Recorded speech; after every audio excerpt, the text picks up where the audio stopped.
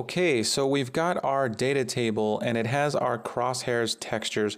We're ready to use those. So let's go to where we draw the crosshairs to the screen, and we do that here in the HUD folder. We're going to go to Shooter HUD BP. Double click that. And here we have the logic for drawing the crosshairs. So everything in here is fine. The only thing we want to change is where we draw the actual crosshairs. We have the calls to draw texture with the crosshair texture just set here in the dropdown.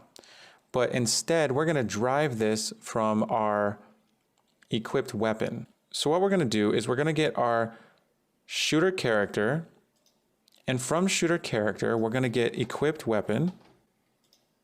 And from equipped weapon, we're going to get our crosshairs. Now, this first one is drawing the bottom crosshairs, crosshair quad 9 bottom. We're going to drag off of equipped weapon and type crosshairs bottom. And we're going to plug this right in to the texture. So I'm going to go ahead and copy these two nodes, this shooter character and equipped weapon, and I'm going to go to the next draw texture where we're drawing the top, and I'm going to paste this, and from equipped weapon I'm going to say crosshair and get the crosshairs top and plug that right in for the texture. Next we're going to go to the next draw texture node. I'm going to paste shooter character and equipped weapon here, and from equipped weapon this one is going to be drawing the left, so I'm going to get crosshair, get crosshairs left, and plug that in. And then finally, we'll go to the next draw texture, and we're going to get, this one is the right, so we're going to get crosshairs right. Here's crosshairs right, and I'm going to plug that in. Now there's a center, there's a middle one, so let's go ahead and add a new draw texture node. So let's drag off, type draw texture. And for this one, we're going to use the middle. So we're going to Control V to paste and get from the equipped weapon, crosshair, get crosshairs middle, and plug that in. Now we need to fill in the screen X and screen Y.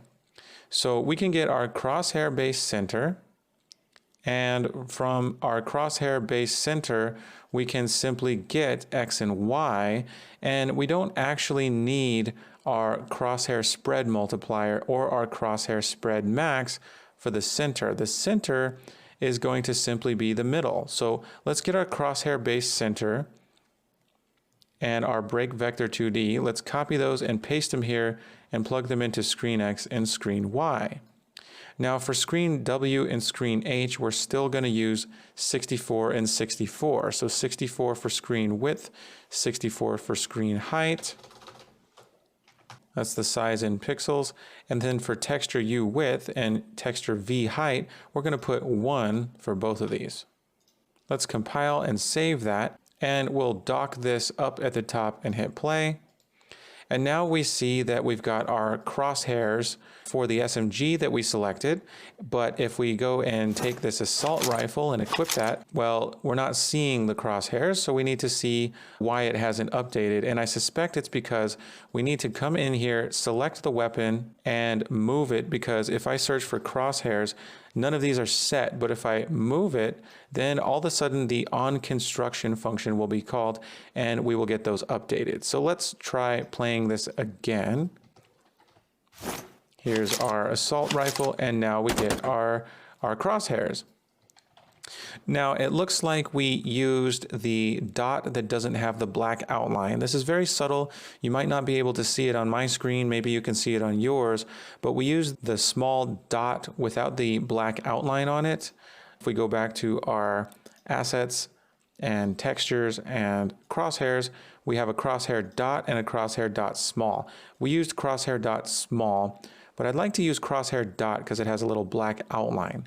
So I'm going to go back to the data table, and for submachine gun, I'll scroll down, and for crosshairs middle, I'm going to just use crosshair dot. And for the assault rifle, I'll use crosshair dot here as well. Now another thing I noticed is for submachine gun, we have crosshair arrow, left, right, bottom, and top. And in our textures / crosshairs folder, we also have arrows that have black outlines on them as well. So if you want those, they're called arrow bottom outlined, arrow left, right, and top outlined. So we can select those if we want those as well. I'm going to just show you what they look like. So in weapon data with SMG, for crosshairs left, I'm going to say arrow left and show you the arrow left outlined. And for crosshairs right, I'm going to say arrow and choose arrow right outlined. For crosshairs bottom, I'll choose arrow bottom outlined. And for crosshairs top, I'll choose arrow top outlined. I'm going to save that. And now if I hit play, we have the arrow that's outlined, and also the center dot is outlined as well. Again, it's so small you might not be able to notice it, but if you can notice it and it matters to you, well, you have the option to use the ones that are outlined or not. I leave that up to you. Okay, so now we have different crosshairs per weapon. And the way we've set this up is when we have a new weapon, all we need to do is add a row to the data table and set all its properties. And they're all set in the onConstruction function for us. So that takes care of all the heavy lifting. Excellent. In the next video, we're going to take care of putting even more parameters into the data table. So that way we can affect other aspects of gameplay, such as how fast the weapon fires, the sounds that they make, and things like that. So we'll continue with that in the next video. See you soon.